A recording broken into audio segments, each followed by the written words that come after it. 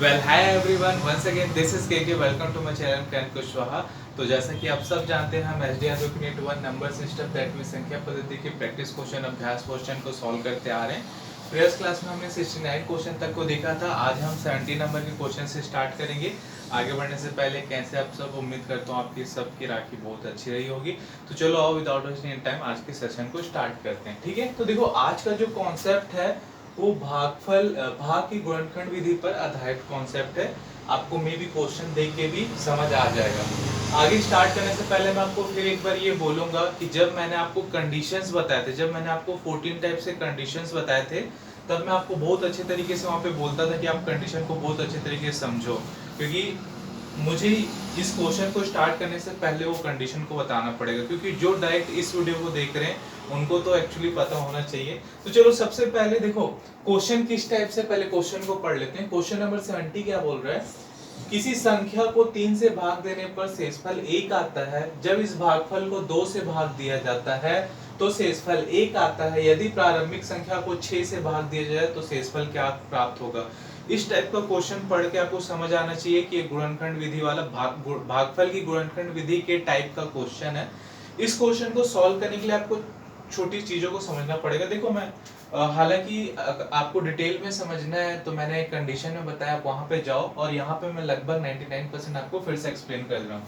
देखो हमारी कोई भी संख्या होती है ना, तो यहाँ हमारा होता है प्रथम भाजक, ठीक है, और ये हमारी संख्या होती है। फिर यहाँ पे हमें दो चीज लेना, एक लेना है प्रथम भागफल और यहाँ आता है प्रथम शेषफल, ठीक है, और ये जो भी हमारा भाज्य बोल लो, ठीक है, ठीक है।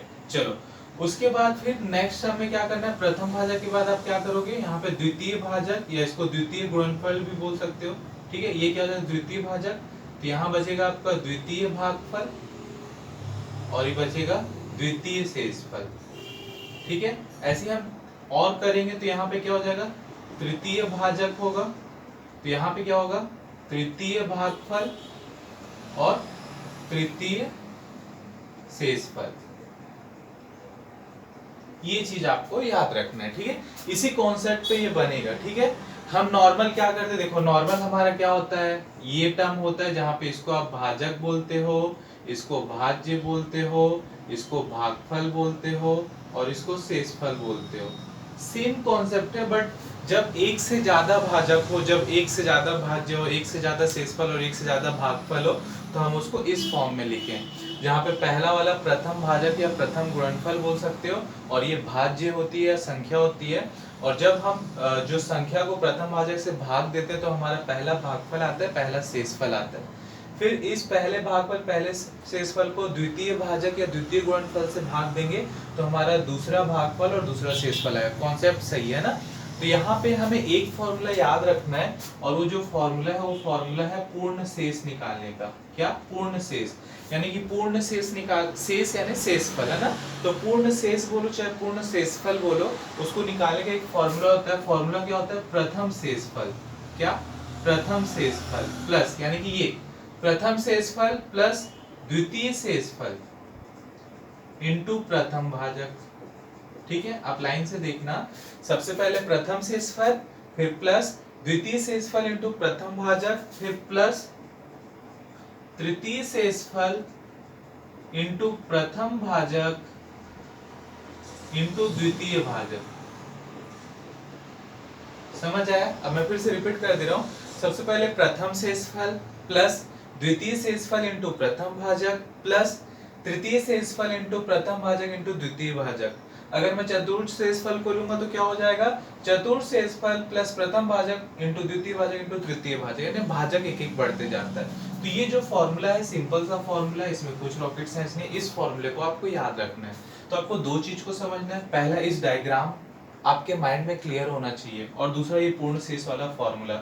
ये दो चीज आपके माइंड में क्लियर है, देन आप क्वेश्चन इजीली बना सकते हो। देखो कई बार क्या होता है, चलो मैं क्वेश्चन में आपको एक्सप्लेन करता हूँ कि क्वेश्चन आपको क्या बोलना चाह रहा है, ठीक है। तो चलो यहाँ पे हम आते हैं 70 नंबर के क्वेश्चन को देखते हैं ताकि आप क्विकली से समझो। क्वेश्चन क्या बोल रहा है? किसी संख्या को 3 से भाग देने पर शेषफल 1 आता है। तो देखो क्वेश्चन बोल रहा है कोई संख्या है, मुझे नहीं पता क्या है, जब मैं उसको 3 से भाग देता हूँ तो शेषफल 1 आता है। भागफल यहाँ पे आता है, देखो तो मेरा शेषफल क्या आया, 1 आया। ठीक है, जैसा क्वेश्चन बोला वैसा कर दिया। अब क्या बोल रहा है, जब इस भागफल को 2 से भाग दिया जाता है, मतलब इसका कोई भागफल आया होगा, जब इस भागफल को 2 से भाग दिया जाता है तो शेषफल 1 आता है। यहाँ पे जो भागफल आया है, जब मैं इसको 2 से भाग देता हूँ तो फिर इसका शेषफल 1 आता है। यही क्वेश्चन बोल रहा है, समझ आया? फिर से रिपीट कर दे रहा हूँ, किसी संख्या को 3 से भाग देने पर शेषफल 1 आता है, मैंने लिख दिया। फिर क्या बोल रहा है, जब इस भागफल को, यानी कि यहाँ पे जो भागफल आएगा, एजम्पशन नहीं चल रहा है, जब इस भागफल को 2 से भाग दिया जाता है तो शेषफल 1 आता है। फिर हमारा शेषफल 1 आया। अब क्वेश्चन में क्या बोल रहा है, यदि प्रारंभिक संख्या को मतलब इसको, इसी प्रारंभिक संख्या को 6 से भाग दिया जाए तो शेषफल क्या प्राप्त होगा। देखो ये जो लाइन दिया हुआ है ना, कि यदि प्रारंभिक संख्या को 6 से भाग दिया जाए तो शेषफल क्या प्राप्त होगा, ये इनडायरेक्टली आपके माइंड को डाइवर्ट करने के लिए दिया है, इनडायरेक्टली आपको बेवकूफ बना रहा है, क्योंकि इसमें फाइनली आपको पूर्ण शेष ही निकालना है। क्यों? क्योंकि देखो प्रारंभिक संख्या को 6 से भाग देने बोल रहा है, तो ये जो प्रारंभिक संख्या है इनको हमने इनडायरेक्टली 6 से ही भाग दिया है, 3 से और एक बार 2 से, समझ रहे हो? तो जो लास्ट वाला लाइन है वो आपको कंफ्यूज करने के लिए दिया, उस पे आप ये मत बोलना कि वो और डाटा या और वैल्यू दिया, इस चीज को आप समझो। इस टाइप के क्वेश्चन आपको आएंगे तो आपको समझना जरूरी है। पहले ही क्वेश्चन बहुत अच्छा दिया ताकि आपको क्लियर हो जाए। तो इनडायरेक्टली आपको क्या निकालना है, पूर्ण शेष निकालना है, यानी कि वही पूर्ण शेषफल। तो पूर्ण शेषफल का फॉर्मूला मैंने क्या बताया था, प्रथम शेषफल प्लस द्वितीय शेषफल इंटू प्रथम भाजक 3, तो 1 + 3 यानी कि क्या हो जाएगा, 4, ये हो जाएगा आंसर। तो देखो अगर आपको ये सब कॉन्सेप्ट क्लियर रहेगा तो आप 10 सेकंड में इसको बना दोगे बिना कुछ प्रॉब्लम के। समझ आ रही है मेरी बात? तो ये कॉन्सेप्ट आपको क्लियर रहना जरूरी है। उम्मीद करते हैं क्वेश्चन आपको समझ आया होगा। नहीं समझ आया तो कोई दिक्कत नहीं, आ जाएगा, प्रैक्टिस करो, कोई बड़ी बात नहीं। चलो अब नेक्स्ट क्वेश्चन को देखते हैं कि नेक्स्ट क्वेश्चन क्या बोल रहा है। अब हम ले लेते हैं यहाँ पे 71 नंबर का क्वेश्चन। ठीक है, तो देखो 71 नंबर का क्वेश्चन क्या बोल रहा है, किसी संख्या को जब क्रमिक रूप से 4 और 5 से भाग दिया जाता है, कोई संख्या है मुझे नहीं पता, मैं उसको क्रमिक रूप से 4 और 5 से भाग दे रहा हूँ। ये डायग्राम आपके माइंड में उतर जाना चाहिए इसके अकॉर्डिंग। ठीक है, तो देखो 71 क्वेश्चन देख रहे हैं, किसी संख्या को जब क्रमिक रूप से 4 और 5 से भाग दिया जाता है तो शेषफल क्रमशः 1 और 4 आते हैं, मतलब शेषफल आता है 1 और 4। ठीक है, यहां तक लिख दिया। अब क्या बोल रहा है, जब इसे क्रमिक रूप से 5 और 4 से भाग दिया जाए तो शेषफल होंगे। देखो अब 5 और 4 से भाग देने बोल रहे हैं ना, कि 4 और 5 से, तो 5 और 4 से आप किसको भाग दोगे, जो इसका शेष मान आएगा उसको। तो सब इस टाइप के क्वेश्चन में क्या करोगे, सबसे पहले जो दिया है उसका पूर्ण शेष निकाल लो। तो देखो इसका पूर्ण शेष क्या आएगा बताओ, इसका पूर्ण शेष आ जाएगा प्रथम शेषफल प्लस द्वितीय शेषफल इंटू प्रथम भाजक, यानी 4 चौक 16 और एक क्या आ गया 17। अब इस 17 का क्या करोगे, देखो क्या बोल रहा है, जब इसे मतलब इस 17 को क्रमिक रूप से 5 और 4 से भाग दिया जाए तो शेषफल क्या होंगे। तो इस 17 को किससे किससे भाग देने बोल रहा है, एक बार बोल रहा है 5 से और एक बार बोल रहा है 4 से। इस चीज को आपको समझना है, समझ आ रहा है? और एक चीज और समझना है आपको, पहले मैं भाग दे देता हूँ फिर बताता हूँ। तो देखो भाग दोगे तो 5 दिया 15, 2 शेषफल बचेगा। इससे भाग दोगे तो 0 बार जाएगा, क्योंकि 4 एकम 4 होता है, तो 3 शेषफल बचेगा। ठीक है, अब क्वेश्चन में आपको क्या बोल रहा है, लास्ट में शेषफल होंगे, यानी यहाँ पे आपको पूर्ण शेष नहीं बोला, तो यहाँ पे फिर से पूर्ण शेष मत निकालना। क्या बोल रहा है क्वेश्चन में, कि जब क्रमिक रूप से 5 और 4 से भाग दिया जाए तो शेषफल होंगे, यानी कि शेषफल क्या होगा। तो देखो पहला शेषफल आ रहा है 2, यही प्रथम शेषफल होता है, और दूसरा होता है 3, तो इसके शेषफल क्या होंगे 2 और 3, ये आपका क्या होगा आंसर। इस चीज को आपको बिल्कुल ध्यान रखना है कि शेषफल बोल रहे हैं तो आप शेषफल अलग अलग निकालोगे, और जब पूर्ण शेष बोले या कुल शेषफल निकालो बोले तब आप पूर्ण शेष निकालोगे। क्लियर? चलो ठीक है, तो इजी क्वेश्चन है, कुछ खास नहीं है, आप देख रहे होगे, ये सिंपल सा बन जा रहा है। चलो 71 के बाद हम आते हैं अब 72 नंबर के क्वेश्चन में, कि 72 नंबर का क्वेश्चन क्या बोल रहा है। ठीक है, देखो 72 नंबर का क्वेश्चन क्या बोल रहा है, एक संख्या को क्रम से 2, 3 तथा 7 अंक से विभाजित करने पर, मतलब कोई संख्या है उसको मैं क्रम से 2 से विभाजित कर रहा हूँ, 3 से और 7 से विभाजित कर रहा हूँ। ठीक है, इतने से विभाजित कर रहा हूँ, क्रमशः 1, 1 तथा 6 शेष रहता है, मतलब 1, 1 और 6 शेष रहता है, यानी ये शेषफल। ठीक है, देखो क्वेश्चन को सेट करना आपको आना चाहिए, ये जरूरी है, और ये तब आएगा जब आपको ये कॉन्सेप्ट क्लियर होगा। और अगर ये कॉन्सेप्ट को और डीपली में क्लियर करना है तो आप मेरी कंडीशन को देखो, जो कि मेरे यूट्यूब के वीडियो के प्लेलिस्ट में आपको मिल जाएगा। ठीक है, चलो यहाँ तक हमने कर लिया। अब क्या बोल रहा है देखो, संख्या को 42 से विभाजित करने पर शेष क्या होगा। सबसे पहले देखो संख्या को मतलब इसी संख्या को 42 से विभाजित करने बोल रहे हैं, तो देखो 3 दूनी 6 7 42, मतलब 42 से हमने ऑलरेडी भाग दे रहे हैं। तो फिर से ये जो लाइन बोल रहा है ना कि संख्या को 42 से विभाजित करने पर, ये हमें थोड़ा सा डाइवर्ट करने की कोशिश कर रहा है ताकि हमें मन में ये आए कि एक्स्ट्रा क्या दिया हुआ है। कुछ नहीं करना है, यहाँ पे आपको पूर्ण शेष निकालना है, वही आंसर होगा। तो सिंपल सा पूर्ण शेष निकालो। तो पूर्ण शेष बराबर क्या होता है, प्रथम शेषफल प्लस द्वितीय शेषफल इंटू प्रथम भाजक यानी कि 1 इंटू 2 प्लस तृतीय शेषफल इंटू प्रथम भाजक इंटू द्वितीय भाजक 2 इंटू 3। क्लियर है यहाँ से? बस इन सबको आपस में जोड़ दो, 1 प्लस 2 और 6 दूनी 12, 12 तिया 36, तो टोटल क्या आ गया 39। ये आपका क्या हो गया आंसर। ठीक है, देखा आपने कितना सिंपल और इजी था। चलो ठीक है, अब 72 के बाद देखते हैं नेक्स्ट क्वेश्चन को कि नेक्स्ट क्वेश्चन क्या बोलना चाह रहा है। ठीक है, चलो अब आ जाओ 73 नंबर के क्वेश्चन में। 73 नंबर का क्वेश्चन क्या बोल रहा है, तो देखो क्वेश्चन यहाँ पे क्या है, जब किसी संख्या को 56 से भाग देते हैं तो शेष 29 प्राप्त होता है, यदि इसी संख्या को 8 से भाग दे तो शेष क्या प्राप्त होगा। ये तो हमारा प्रीवियस टाइप का क्वेश्चन हो गया, दाल भात चावल टाइप का क्वेश्चन है। देखो जब इस संख्या को 56 से भाग देते हैं तो शेष 29 प्राप्त होता है, और यदि इसी संख्या को 8 से यानी इसको 8 से भाग दे दो, 8 तिया 24, कितना शेष बचेगा 5।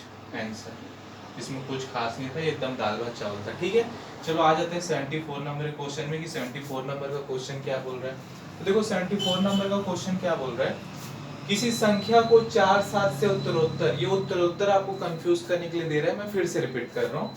किसी संख्या को 4 7 से उत्तरोत्तर भाग देने पर शेष क्रमशः 2 1 प्राप्त होते हैं। मतलब मैं किसी संख्या को अगर 4 और 7 से भाग दे रहा हूँ तो मुझे शेष कितना प्राप्त हो रहा है, 2 और 1, यानी कि 2 और 1।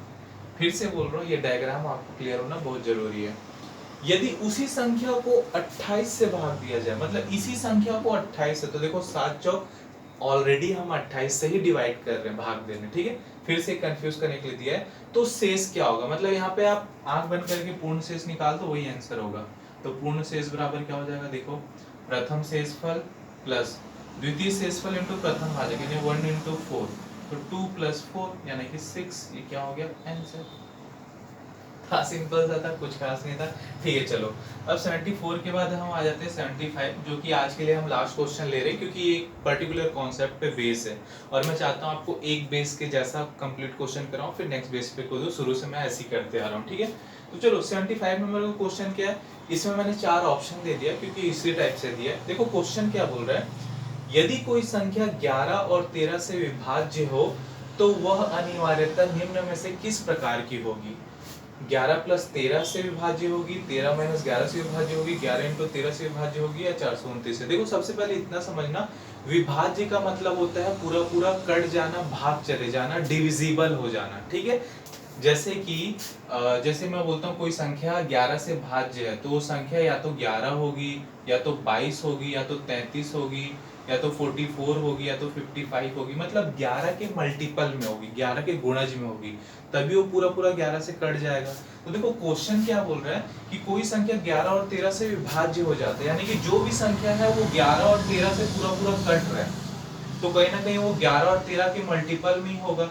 तो देखो अगर मैं 11 और 13 को जोड़ दूंगा तो नहीं कटेगा, घटाऊंगा तो भी नहीं कटेगा, 11 और 13 कहीं ना कहीं गुणा में रहेगा ही, तो ही उसके मल्टीपल वाली सब संख्या कटेगी। तो यहाँ पे जो ऑप्शन आएगा वो कौन सा आ जाएगा, सी, 11 इंटू 13 से। तो आप यहाँ पे सी क्या हो जाएगा आंसर। ठीक है, चलो तो आज की क्लास के लिए बस इतना ही, मैंने आपको बस इतना ही क्वेश्चन बताना था। अगर आपको आज की वीडियो में कुछ अच्छा लगा हो या कुछ जानकारी कुछ सीखने को मिली हुई, तो इस चैनल करण कुशवाहा को जरूर सब्सक्राइब करें, अपने दोस्तों के साथ जरूर शेयर करें। अगर आपका कोई डाउट हो, कोई भी सजेशंस हो, तो मुझे बिल्कुल नीचे कमेंट बॉक्स में कमेंट करके पूछें, मैं बिल्कुल आपके डाउट का बिल्कुल रिप्लाई करूंगा। ठीक है, और मैं आपको फिर से बोल रहा हूँ कि अगर आपके पास एच डी यादव की बुक नहीं है, आप नहीं ले पा रहे हैं, कोई दिक्कत नहीं है, लॉकडाउन में फंसे कोई प्रॉब्लम नहीं है। जब इस यूनिट 1 का लास्ट वीडियो रहेगा तब मैं आपको यूनिट 1 का कंप्लीट बुक का PDF प्रोवाइड करूंगा, जिससे कि आप अपने फ़ोन में उसको देख के पढ़ सकते हैं। ठीक है, और नेक्स्ट क्लास में हम आएंगे नेक्स्ट कॉन्सेप्ट के साथ। तब तक के लिए खुश रहिए, बिंदास रहिए, लाइफ के मजे लीजिए और हमेशा मुस्कुराते रहिए। Thank you very much guys for watching this video. Love you all, take care, over and out.